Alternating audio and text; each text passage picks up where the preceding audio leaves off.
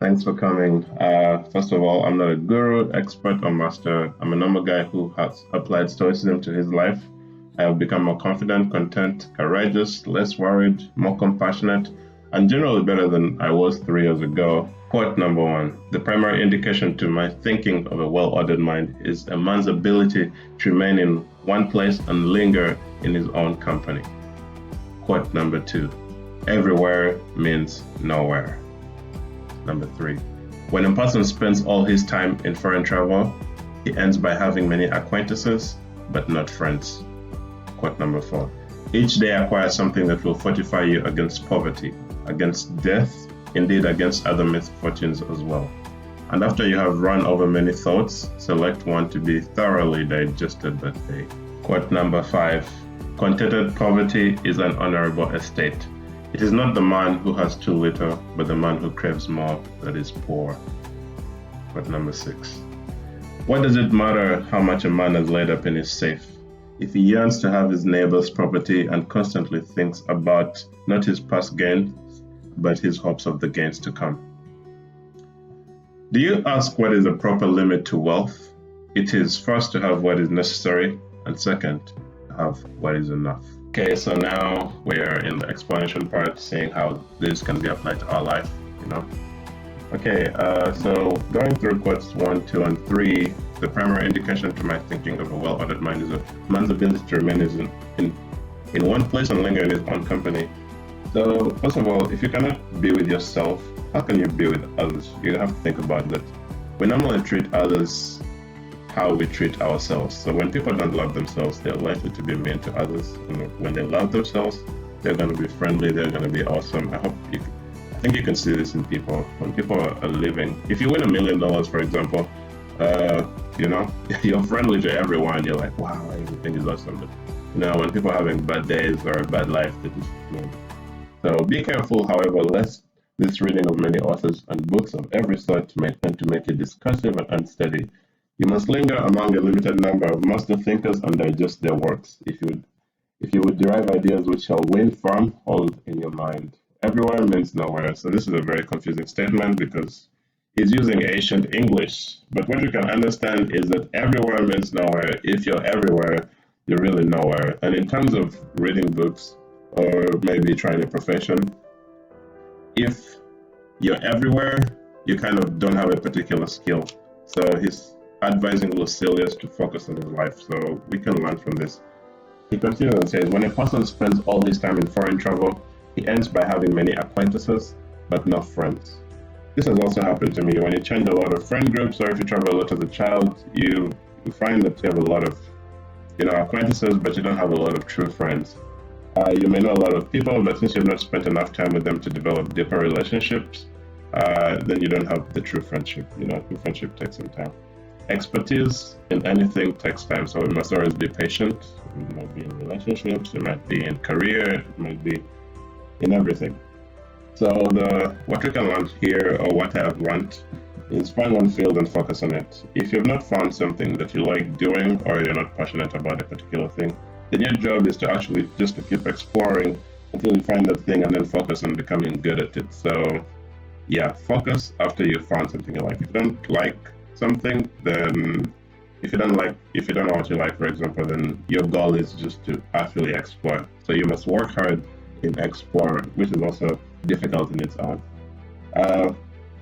So learn from the best in your desired field. If you linger with so many mediocre teachers, then it's going to affect your project. Read from standard authors. Do not just trust everyone. Trust, but verify. And then we can see that less is more. So don't just read from anyone or take knowledge.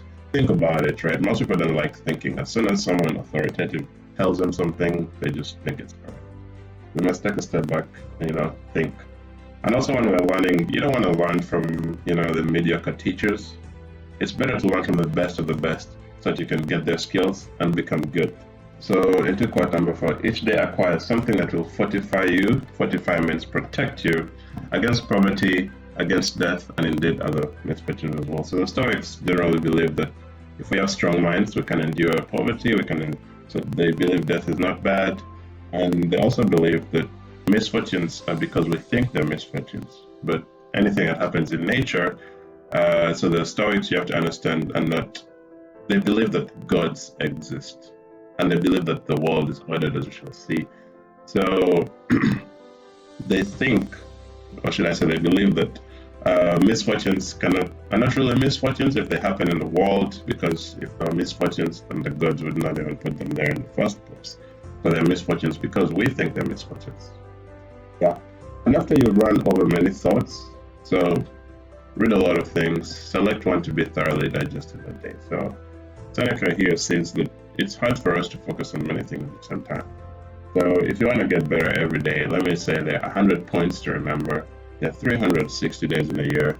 Just take one every day and focus on that for that day. Over time, they'll become second nature. So try to do something every day that's going to bring you closer to your goals. Set goals and find micro habits that you have to do every day that are going to bring you closer. This is really good for you because it's going to make you happy. So an author called Kate Horner, she says, you want to be proud of yourself? Then do things in which you take pride. A very simplistic answer to why people don't have pride, but that's really helpful. Think about it. Just do micro habits every day that bring you closer to your goals. And then that's going to make you feel better, because you're working towards your goals and you're going to have great well-being. And maybe sometime your goals may be achieved and then you'll be, much better. Or they may not be achieved, but then you'll still be much better. In Stoicism, mental freedom is the main goal, not being scared, shaken by life events. We have to endure adversity. That is one of my goals as well. You don't have to become impermeable, so you don't have to become like nothing really affects you, but what Stoicism can help us is that it can help us move on faster, right? So if someone dies, of course, people are still, mad. Of course, the ideal Stoic sage would not even be, angry, but a normal human, it's hard for us to reach the ideal. We can only hope to get closer. But then you can move on faster, right? If bad events happen, then you can move on faster. And then you'll find that something which is to disturb you, like for example, something used to disturb me nowadays, they just don't. This may seem hard at first, but my experience shows that something is actually not going great in my life, or I realize that there's always something wrong. I can always find something wrong that's happening. And I realized that whenever something wrong would happen, I would stop trying to go for my goals because I know I want to focus on solving that problem. Then I realized that, since something bad is always happening, that means I'll never really achieve my goals because I'm always trying to solve the problem. So actually, what you have to realize is that that's just the nature of life, right? Something is not going to be going great. So of course it may distract you, but you must do your best to focus on your goals and continue going. Yeah. So if you're learning a new skill, what are you doing every day to get better? So let me say, if you're so busy, maybe you only have 30 minutes to learn a new skill. And then that's still going to bring you closer. So every day you must get closer. Some days things are going to go so well. In that case, then you can, practice much more. So maybe you might do 2 hours of practice. You may read for 2 hours. You may watch 2 hours of educational content. Then on bad days, you may watch only 20 minutes. But every day, try to get closer. That's what we have to learn here. Okay, so the next one, contented poverty is an honorable estate. So if you're contented with your poverty, then it's not really a bad thing. It's not the man who has too little, but the man who craves more that is poor. So basically, your poorness, whatever poverty it might be, money, relationships, normally is caused by what you're craving. That's true. Of course, not having money to meet your basic needs is going to make your life harder. And it's going to be more difficult to have, amazing well-being. That's just the way things are. But being angry about the poverty is what Seneca is trying to point out to. It's not helping anybody. So, for example, I went to UBC from 2016 to 2022. In my first year, I actually had 50 Canadian dollars all year. My mom had paid for rent and a meal plan, so I never really I couldn't go out with friends. I couldn't buy extra stuff. By then, there was no Uber Eats in Canada. So I know it seems hard, but I was actually just happy to be at UBC coming from Uganda. So that's an example where I was just lucky to be contented with my poverty. And actually, I was not fazed by having $50. I know it's hard to believe, just in your wallet for pretty much 1.5 years straight. So Sometimes I'll be going for midterms, and then I'm getting threats that I'll be evicted if I didn't pay my rent on time. They're really hard times, but I remember actually I was not depressed. I was more like just sad, but this is just an example. And of course, I also fall in the part where I am poor sometimes, where I crave for more things that I'm supposed to. But I'm just trying to show you an example where I didn't even know I was, practicing Stoicism by then, but I was kind of content by mistake. So despite the fact that I was in this situation, I enjoyed my time. I met a lot of friends. I had a lot of fun, and I remember the biggest point is that I was not depressed. I was not. I was just stressed, but I wasn't depressed. I was content with my poverty. I knew I was poor, but that was my situation.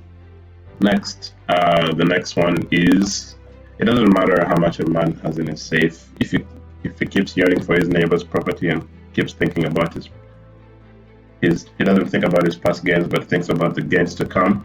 That's what's gonna make him suffer. So we all know that human nature. Normally, we rarely look at what we've achieved, but then we look at what we have to achieve, and then that makes us feel bad.